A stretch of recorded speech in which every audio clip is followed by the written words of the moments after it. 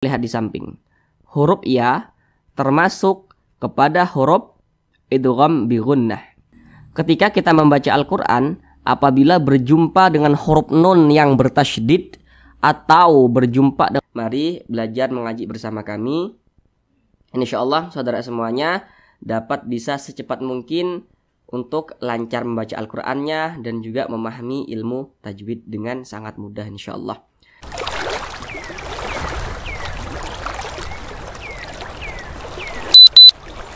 Assalamualaikum warahmatullahi wabarakatuh. Semoga saudara semuanya yang ada di rumah senantiasa dalam keadaan sehat, dipermudah segala urusannya, dan dilancarkan rezekinya oleh Allah Subhanahu wa Ta'ala. Amin, amin ya rabbal alamin. Baiklah saudaraku semuanya, kita kali ini akan kembali lagi belajar mengaji Al-Quran bersama. Di sini kami akan betul-betul bantu untuk saudara semuanya yang memiliki niatan untuk memperbaiki bacaan Al-Qur'annya, yang mungkin bacaan Al-Qur'annya masih terbata-bata atau belum lancar, akan kami bantu untuk saudara semuanya bisa secepat mungkin lancar membaca Al-Qur'annya. Kemudian yang sudah lancar akan tetapi mungkin belum paham ilmu tajwid, mari belajar mengaji bersama kami. Insyaallah saudara semuanya dapat bisa secepat mungkin untuk lancar membaca Al-Qur'annya dan juga memahami ilmu tajwid dengan sangat mudah insyaallah. Dan kita kali ini akan belajar pada surah Al-Baqarah ayat 95. Jadi kita cari ayat yang pendek-pendek saja supaya durasinya tidak terlalu lama, karena akan kami jelaskan dengan sedetail mungkin dan juga dengan pelan-pelan agar mudah untuk dipahami oleh saudara semuanya. Dan untuk belajar mandirinya di rumah yaitu pada surah Al-Baqarah ayat 96 sampai dengan ayat 97. Nanti kita akan bertemu lagi di belajar ngaji berikutnya pada ayat 98. Baiklah, langsung kita mulai belajar mengajinya. Surah Al-Baqarah ayat 95. Di sini akan kami bacakan terlebih dahulu dengan pelan-pelan. A'udzu billahi minasy syaithanir rajim. Bismillahirrahmanirrahim. Walan yatamannawhu abadan bima qaddamat aydihim wallahu alimun bizzalimin.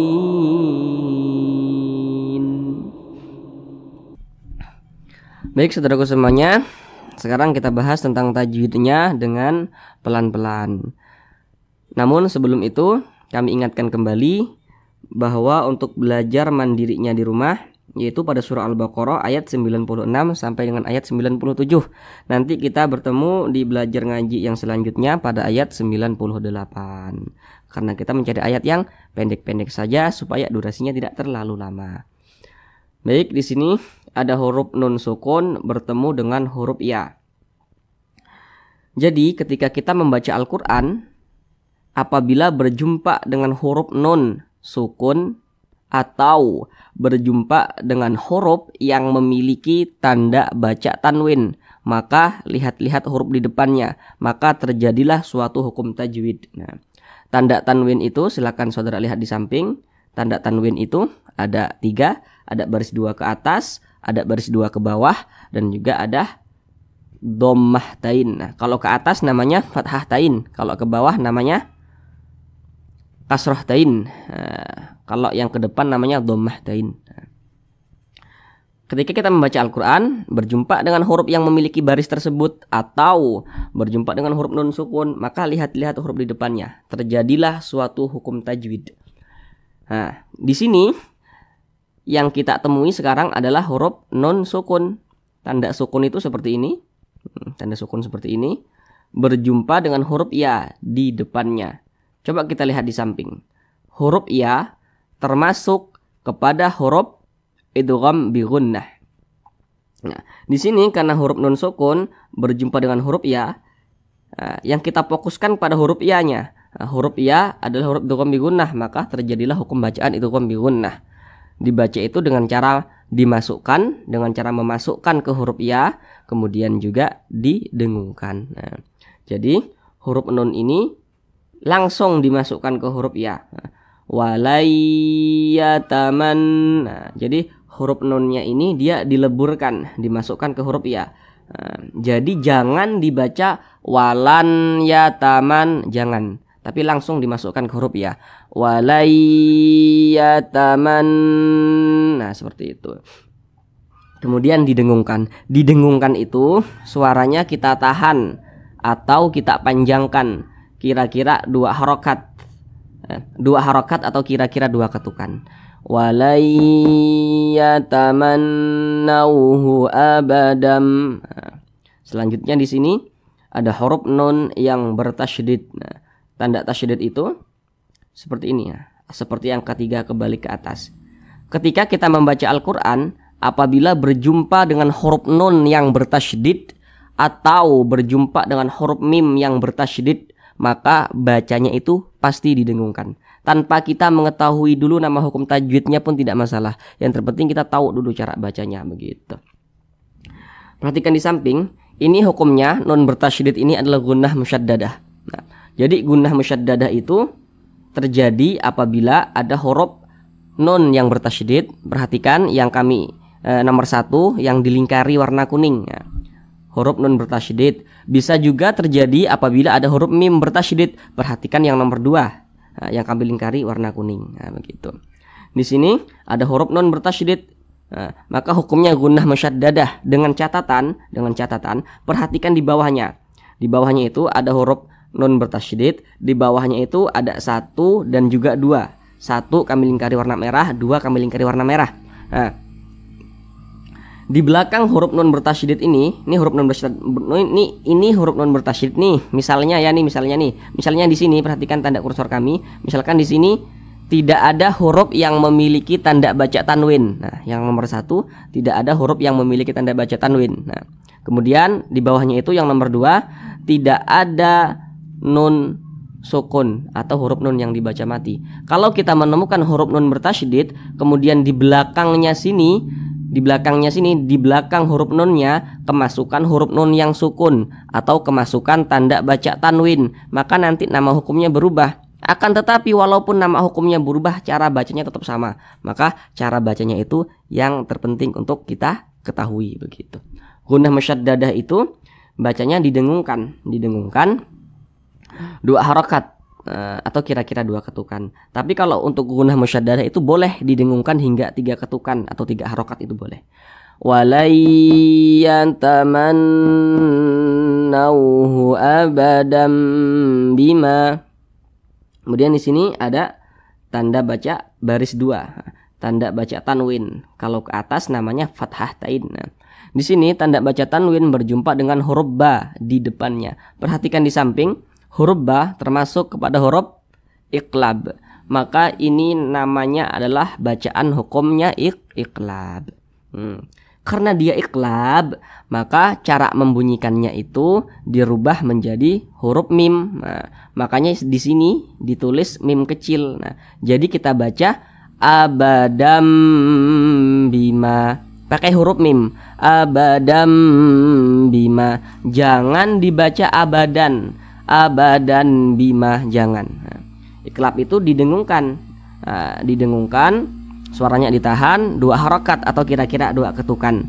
Abadam bima. Nah, seperti itu.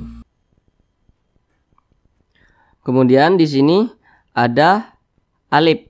Nah, ada huruf mim yang di depannya ada alif. Mana alifnya ini?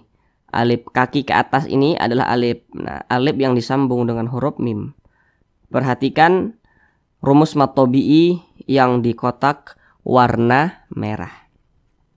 Ketika kita membaca Al-Quran berjumpa dengan alif, kemudian huruf di belakang alif berbaris ke atas, maka huruf yang posisinya tepat berada di belakang huruf alif apabila dia berbaris ke atas dibaca panjang. maka huruf mim ini dibaca panjang karena dia berbaris ke atas. Bima matobi'i panjangnya 2 harokat atau kira-kira 2 ketukan. Nah, akan tetapi di sini ada yang sangat-sangat perlu untuk diketahui. Nah, ini sangat perlu sekali untuk diketahui. Alif itu adalah huruf yang tidak bisa dikasih tanda baca, tidak bisa dikasih harokat, tidak bisa dikasih baris. Ya, itu adalah huruf alif. Kalau ada alif seperti ini alif nih, tapi dia ada barisnya, ada tanda bacanya nih, maka ini adalah huruf hamzah. Nah, walaupun bentuknya seperti alif, tapi dia huruf hamzah. Nah, karena kalau di mushaf Indonesia itu ada huruf hamzah yang ditulis menyerupai huruf alif ini. Nah, karena huruf hamzah itu dia bisa ditulis dalam bentuk alif seperti ini, bisa gitu. Jadi kalau ada alif, ada tanda bacanya, itu huruf hamzah. Kalau alif dia tidak ada tanda bacanya. Sedangkan yang dapat menyebabkan bacaan itu panjang adalah huruf alif, bukan huruf hamzah. Ingat, alif yang tidak ada tanda bacanya, tidak ada harokatnya atau tidak ada barisnya. Maka ma ini tadi dibaca panjang matobi'i. Bima qaddamat, di sini ada huruf ta, kemudian huruf ta ini sukun. Nah, tanda sukun seperti ini. Maka ketika membunyikan huruf ta sukun, ada desisan angin yang keluar daripada mulut kita, karena huruf ta ini memiliki sifat hamas. Nah, jadi qaddamat. Nah, seperti ular berdesis, qaddamat. Nah, seperti itu. Jangan dibaca qaddamat, nah, tidak ada desisannya. Nah, itu salah. Tapi dia harus ada desisannya. Qaddamat, nah, seperti itu. Aidihim. Nah, di sini ada huruf ya sukun, di belakangnya berbaris ke bawah. Perhatikan rumus matobi'i yang di kotak warna hijau. Ketika kita membaca Al-Quran, berjumpa dengan huruf ya sukun, kemudian di belakangnya berbaris ke bawah, maka huruf yang posisinya tepat berada di belakang huruf ya sukun, apabila dia berbaris ke bawah maka dibaca panjang. Maka huruf dal ini dibaca panjang karena dia berbaris ke bawah dan posisinya tepat berada di belakang huruf ya yang sukun. Ini huruf ya sukun, di sini berbaris ke bawah maka dibaca panjang. Matobi'i panjangnya 2 harokat atau kira-kira 2 ketukan. Aidihim. Nah, kita berhenti pada him. Nah, di sini ada tanda waqaf berbentuk qaf dan juga lam. Nah, ini artinya al-waqfu aula. Nah, jadi berhenti lebih utama daripada diwasolkan atau dilanjutkan. Nah, jadi berhenti di sini lebih utama daripada kita tidak berhenti di sini atau kita lanjutkan. Akan tetapi kalau misalkan tidak berhenti di sini dilanjutkan langsung ke sini juga boleh, akan tetapi berhenti lebih utama. Seperti itu. Kemudian di sini ada kalimat Allah. Ada kalimat Allah, di belakangnya hurufnya berbaris ke atas. Jadi ketika kita membaca Al-Quran berjumpa dengan kalimat Allah, kemudian huruf di belakang kalimat Allah apabila dia berbaris ke atas atau berbaris fathah atau dia berbaris dhammah. Baris dhammah itu seperti ini. Maka itu kalimat Allahnya itu dibaca tabkhim, dibaca tebal. Jadi dibaca wallah seperti itu. Jangan dibaca wallah, jangan dibaca tipis tapi dibaca tebal. Wallah seperti itu. Kemudian di sini di atas kalimat Allah ada alif kecil berdiri di atas. Nah, perhatikan di samping, salah satu tanda panjang ketika kita membaca Al-Quran yaitu apabila berjumpa dengan alif kecil berdiri di atas huruf. Nah, perhatikan tanda mad atau tanda panjang di bawah itu yang 1, 2, 3 sampai 4 itu. Nah, perhatikan yang nomor 1. Nah, di situ apabila ada alif kecil berdiri di atas huruf, nah itu salah satu tanda panjang seperti itu. Jadi kalimat Allah ini dibaca panjang karena ada alif kecil di atasnya. Nah, jadi baca wallahu ali, ya, seperti itu. Cuman kalau di Al-Quran Mushaf Madinah, ya, di belajar ngaji kami di awal-awal itu kami menggunakan Mushaf Madinah. di atas kalimat Allah dia tidak memiliki tanda panjang. Nah, tapi tetap dibaca panjang. Nanti kalau saudara membaca Al-Qur'an, kemudian kebetulan misalkan saudara membaca Al-Qur'an terbitan Madinah, Al-Qur'an mushaf Madinah. Kemudian di atas kalimat Allah tidak ada tanda panjangnya, maka itu tetap dibaca panjang.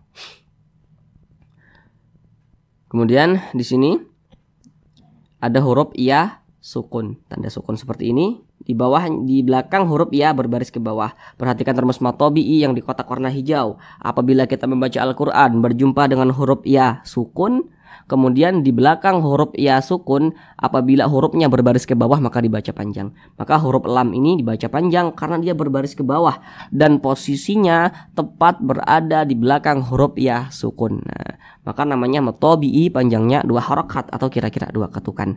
Alimum. Nah, di sini perhatikan ada tanda baca tanwin. Nah, ini ada tanda baca tanwin dhammah tain. Nah, tanda baca tanwin berjumpa dengan huruf ba. Perhatikan lagi di samping huruf ba termasuk kepada huruf iqlab. Nah, jadi karena dia hukumnya iqlab maka dikasihlah tanda mim kecil lagi seperti ini. Sama dengan yang ini tadi. Nah, dikasih tanda mim kecil seperti ini. Cara membacanya itu dirubah menjadi huruf mim. Nah, jadi dibaca alimum bizzalimin. Jangan dibaca alimun bizzalimin, jangan, tapi dirubah menjadi mim. Alimum bizzalimin. Didengungkan itu suaranya ditahan atau dipanjangkan kira-kira 2 ketukan. Alimum bizzalimin. Perhatikan lagi tanda mad yang nomor 1 di bawah. Salah satu tanda panjang di dalam kita membaca Al-Quran apabila ada alif kecil berdiri di atas huruf. Karena di atas huruf zo ini ada alif kecil yang berdiri di atasnya, maka huruf zo dibaca panjang. Nah, namanya matobi'i, panjangnya 2 harokat atau kira-kira 2 ketukan. Bizzalimin. Perhatikan lagi di sini min. Di sini ada huruf ya sukun. Di belakangnya hurufnya berbaris ke bawah. Perhatikan lagi rumus matobi'i yang di kotak warna hijau. Nah, ketika kita membaca Al-Quran berjumpa dengan huruf ya sukun, kemudian huruf ya sukun, apabila ada huruf ya sukun kemudian ada di belakangnya hurufnya berbaris ke bawah, maka huruf yang posisinya tepat berada di belakang huruf ya sukun apabila dia berbaris ke bawah maka dibaca panjang. Nah, maka huruf mim ini dibaca panjang karena dia berbaris ke bawah dan posisinya tepat berada di belakang huruf ya sukun. Ini huruf ya sukun, di belakangnya huruf mim, karena dia berbaris ke bawah maka dibaca panjang. Pada awalnya ini namanya matobi'i pada awalnya, akan tetapi matobi'i di sini berjumpa dengan huruf yang disukunkan atau berjumpa dengan huruf yang dimatikan, maka namanya berubah menjadi mad arid li sukun. Mad arid li sukun itu panjangnya itu boleh 2 harokat atau kira-kira 2 ketukan. 1, 2. Boleh 4 harokat atau kira-kira 4 ketukan. 1, 2, 3, 4. Boleh dipanjangkan hingga 6 harokat atau kira-kira 6 ketukan. Yang terpenting konsisten atau sama dalam sekali bacaan. Kalau tadi di atas sebelumnya kita berjumpa mad arid li sukun nih, misalnya nih kita membaca Al-Quran tadi di atas berjumpa mad arid li sukun dibaca 2 harokat, maka di bawah juga 2 harokat. Kalau di bawah dibaca 2 harokat berjumpa dengan mad arid li sukun sebelumnya misalnya di ayat lain dibaca 2 harokat juga seperti itu. Bizzalimin. Nah, dibaca 2 harokat bizzalimin. 2 harokat boleh dipanjangkan bizzalimin. 6 harokat boleh. Kemudian huruf nun ini dibaca sukun. Jadi dibaca ali wallahu alimum bizzalimin. Jangan dibaca bizzalimina, jangan, tapi dibaca bizzalimin. Kenapa kok huruf nun ini disukunkan? Jadi apabila kita membaca Al-Quran kemudian kita berhenti di huruf yang tidak memiliki tanda panjang, maka huruf tersebut harus disukunkan. Ini kan kita berhenti pada huruf nun. Huruf nun ini dia tidak memiliki tanda panjang, maka kita sukunkan. Maka dibaca bizzalimin. Nah, seperti itu. Sekarang kita baca bersama-sama dari awal. ولن يتمنوه أبدا بما قدمت أيديهم والله عليم بالظالمين. Shadaqallahul azim. Baik saudaraku semuanya, cukup sekian belajar ngaji kita kali ini. Kalau kiranya ada yang masih kebingungan atau belum dipahami, jangan sungkan-sungkan, jangan segan-segan, silakan saudara komen di bawah.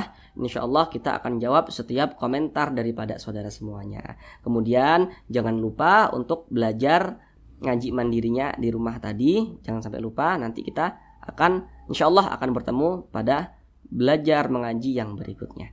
Terima kasih. Assalamualaikum warahmatullahi wabarakatuh.